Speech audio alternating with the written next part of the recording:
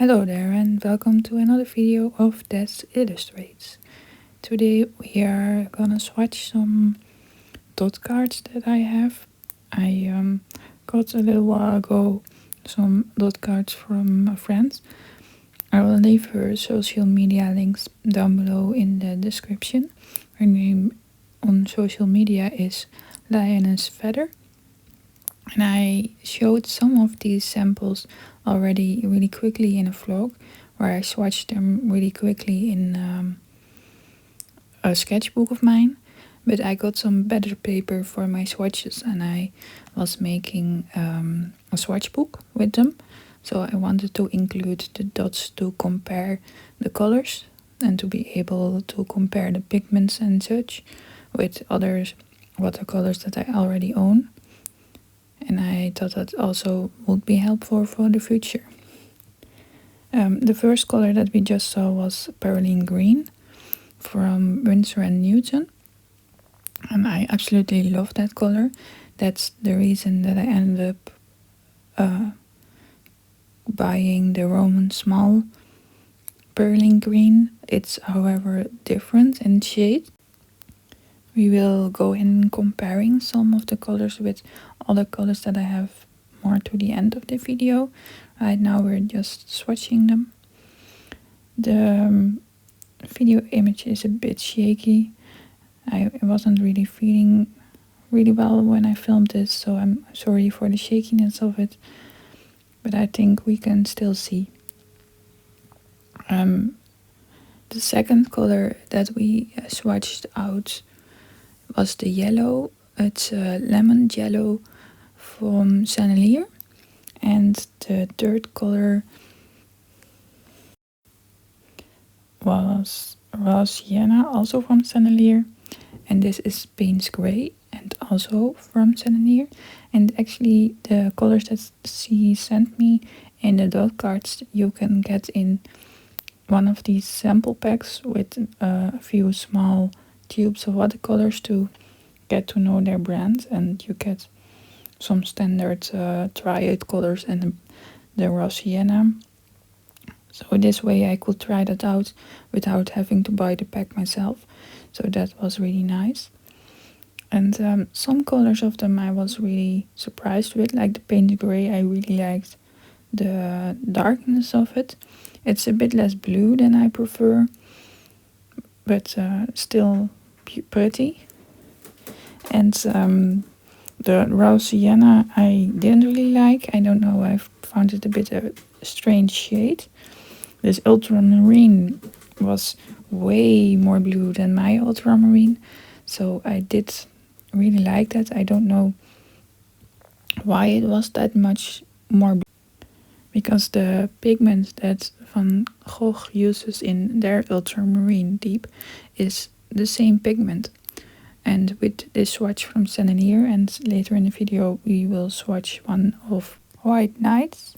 I have 3 different ultramarines, but both the one from White Nights and the one from Sennelier are way more, I suppose, cooler than the one from Van Gogh. That one is way warmer and feels less vibrant and less blue. So that's a bit funny to see them next to each other. And the Sennelier is even still bluer than or more vibrant, I should say, than the one of White Nights. This one is a bright red from Sennelier. Once again, it's bright. It's almost neon. Same with the ultramarine from them. And the last one that I got from Sennelier is Chinese Orange. And this color on this paper I liked it a bit better than on the sketchbook paper where I swatched it in vlog before, but I still am not a fan of this orange. It's a bit of a strange shade of orange. Yeah, I'm not really a fan of it. I must say that I'm not a fan of most oranges. I don't know, lots of them I don't find really pretty. I'm not a big fan of orange on its own, so that might have something to do with it.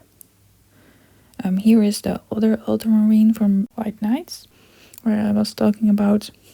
And you can also see this one is also really vibrant, but this one gets a lot darker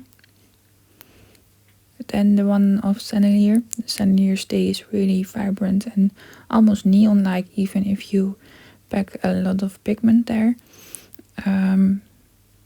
However, I also really like this one, but if I had to choose between this one and the Sennelier one, I would probably go for the Sennelier one, just because you could easily tone it down, but you can't make this one more vibrant. So the more vibrant one would be nicer, I think. They are all three of my ultramarine swatches are made by PB29, and all three say that they are 3 stars. However, the one of White Nights, this one says it's semi-opaque, and the other two say they are transparent. The next one is Burnt Umber by White Nights. Yeah, I don't have much to say about this one other than I really liked it. It's a brown, and I'm personally looking for some more transparent browns, because even though the Van Gogh ones say they are transparent, they feel kind of opaque, and this one even is listed as semi-transparent, so not completely transparent. However, I must say this one felt a bit more transparent than the Van Gogh ones, which if you see their listings is a bit strange. But yeah, next to that it's just a nice brown. The burnt sienna I absolutely loved. It's also from White Nights, and the terracotta almost feeling, but not quite there. It's really still burnt sienna. It's hard to explain, but it's a really rich and deep color, and I really love this one. If any one of the dot cards I would get, it would probably be the Perylene Green from the first swatch, and this one, the Burnt Sienna from White Nights, because I really love the tone and the deepness of it. Another swatch here is Yellow Ochre from White Nights once again. This one is a dual pigmented one.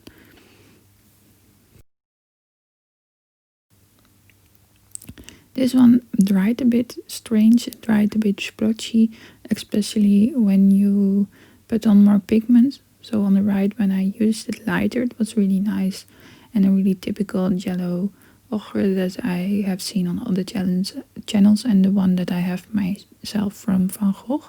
But once I packed on more pigment to the left, that dried really almost a bit like it separated, and I had some really darker, almost a bit muddy splotches here and there in the swatch, and I don't really like how that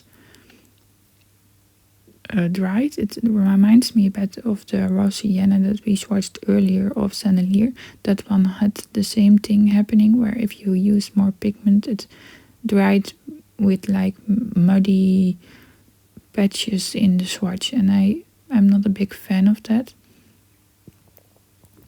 This is the Indian Yellow from White Nights again. This one was a bit odd to me, because I have Cambodge and Indian Yellow from Van Gogh, and we will see that in a little bit, but the Cambodge from Van Gogh is much closer to this Indian Yellow from White Nights than it is to the Indian Yellow from Van Gogh. It's a really strange thing, and we will see the swatches next to each other in a little bit, but we still have a few left, and this one is Sap Green from White Nights. And personally, I find this one a bit too vibrant for my likings. I like my greens to be more muted. Personally, in nature, what I mostly paint, you don't have much grains that are that vibrant. And I find the one from Van Gogh, the sap green, even more vibrant than the one I have from Van Gogh. And also the sap green from White Nights had 3 pigments. A yellow, a green and a brown pigment. So if you would want to tone that down, that also would be a bit of troubling, because I think it would be getting muddy really fast. So yeah, interesting color on its own, but not really something I'm thinking of buying after doing these swatches. And the last one that we just swatched was Azure by White Nights. That one I think is actually really pretty, and it's PB15, which I found a bit odd because my phthalo blue from Van Gogh is also PB15, which is a totally different color than the one from White Night, the Azure, but I much prefer the Azure from White Nights. That one is a color that I'm thinking of buying a tube from because it's really pretty. Here we see all of the swatches close up really quickly, and here we have that beautiful Azure. As you can see, it's really deep. It gets really dark when you pack more pigment, but it also gets really translucent and really light blue. That's really pretty on the right side, so I think it's a really versatile color. This sap green is totally not my thing. This burnt sienna is, like I said, also really deep, really pretty. And it also reminds me a bit of terracotta, but not quite. Here we have the burnt umber. This burnt umber from White Nights did dry a bit more. You can see it less on the swatch in the video than in real life, but it's also like almost separated a bit, where some patches are much darker than others, while the burnt umber from Van Gogh, that's made of the same pigment, doesn't do that. That one flows really nicely on the paper. Here we can see all the White Night swatches. It was really fun to be able to test them all out like this without having to buy all the colors. And part of this was a trade with her that I did earlier, and later on she sent me some more dots from White Nights. So that was really nice of her, and that was for a little birthday present. So yeah. Here you can see all the White Nights ones in one image, and I think they are really impressive, certainly for the price point that they sell their paints. And here we start comparing them. So this is the White Nights Indian Yellow compared to the other two, and you can see that the Indian Yellow from Van Gogh isn't at all like the one from White Nights, but it comes really closely to the Cambodge that I have, even closer in real life. So I found that really funny. Then here the yellow ochre from Van Gogh and from White Nights. The yellow ochre from Van Gogh, like I said, it dries much smoother, but it feels more opaque, even though it doesn't say it's opaque. I find it even visible in the swatch. Here we have burnt umber and burnt sienna. The burnt umber, like I said, has darker patches, so like it almost separated a bit, and the Van Gogh one doesn't have that. But the burnt sienna from Winter or from White Nights dries much more vibrant than the one from Van Gogh, so I really like that one. Here you can see it again up close. The one from Van Gogh has a much darker and muted tone than the one from White Nights does. So that's also a color that's on my list of these swatches. However, I'm not sure if I will go with the White Nights one or that I will try the Roman small one, because I have those few colors of Roman small and I would like to build a full palette with it. So I might try that one out too. Here we see the sap green from Van Gogh and from White Nights. And the White Nights one, it's a bit less vibrant than the Van Gogh one, but I still don't like it. I don't know why. I think it's a horrible color, to be honest. I don't use it much at all. I have the sap green original little pen that I had from when I first started watercolors years ago, and it just has a little dent in it. That's how little I use it. Then here we have the azure. As you can see, it's a deeper and darker color than the phthalo blue from Van Gogh, but it's the exact same pigment. So that's a bit weird. Here I'm trying to show it closer. You can see the azure is much deeper and much darker. And then we have the blueberry, which is also PB15, but there is an extra note with after the PB15. I'm not sure what that means in the pigment code when it has that extra little bit. Then we have the ultramarines. Here you can see, like I said, the ultramarine deep from White Nights, but also the one from Sennelier are way more neon, way more vibrant, and the one of Van Gogh is really almost a bit on the purple side. I think if you just do a smidge of red in it, it will go to purple straight away. It's even a warmer color in real life than it is on camera, what I'm seeing right now. So you can see it even clearer. But the one thing I did notice is that the one from Van Gogh has a really nice granulation in it, and the other two don't have that as much, or almost not. Then here we have lemon yellow from Sennelier and the Chinese orange from Sennelier. And again, I really don't like this color. I don't know why I dislike it as much. And like I said, I think it has to do with the fact it's orange in the first place. But yeah, don't like it. Bright red by Sennelier. It's really neon. But I think that will be really nice as a base for mixing, because you can always tone it down. Same with the ultramarine deep. I think that those two colors, that red and this blue, would be a really nice base to have in a palette. Then we have the Payne's Gray, and as we can see, it's it doesn't really have a blue undertone in it like I'm used to with my other Payne's Grays.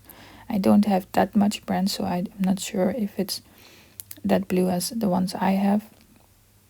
But I prefer that one because this one comes for me much closer to a real gray or a real black, and I prefer something with a bit more blue in it. Then the raw sienna, also one of the colors that I really didn't like. And here we have a little overview of all the Sennelier colors from this set that you can buy. And I think the primary triad, so the yellow, the red and the blue, is super nice. I think that's a really good base for a palette to start with. The Payne's Gray and the raw sienna and the orange, I'm not the biggest fan of. The Payne's Gray, you could mix a bit of the blue in to get that blue undertone, so you could do that yourself. But yeah, I would prefer different colors for those three if I would start a new palette. Here we compare the Payne's Grays to the one of Roman Small and to the one from Van Gogh that I have. And you can see that next to that it isn't that deep. It also, both the one of Roman Small and even that one is even more blue than the Van Gogh, but it has a blue undertone where if you use it for black areas or for shadows or anything, it doesn't have that straight black feel.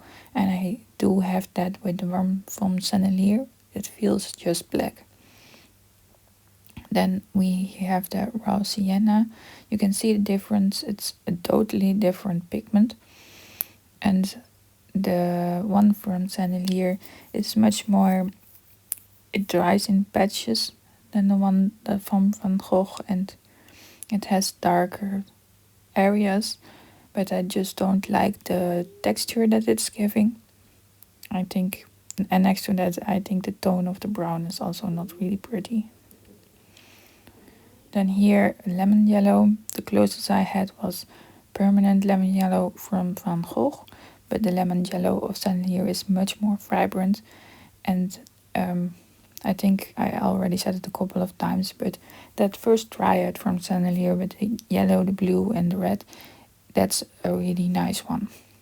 Then here we have the Berlin green together with the Roman Small one that I used. This one is from Winsor & Newton. And I also do like that one. I love the one of Roman Small, but this one from Winsor & Newton just, it has this darker tone to it. It's more cool too, a cooler tone. The Roman Small one has a bit more on the warm side, so I probably will be getting a tube of the Winsor & Newton one, even though I have the one of Roman Small, just because I like the way the Winsor & Newton is, feels a bit more moody, and I really like that in colors. So I will probably be getting that one really soon. And yeah, that was all the colors that we swatched and compared to ones that I already had. And I want to thank you very much for watching this video. And I also want to thank my Patreons for supporting me over there and with that this channel. I hope you enjoyed watching, and I hope to see you next time. Bye!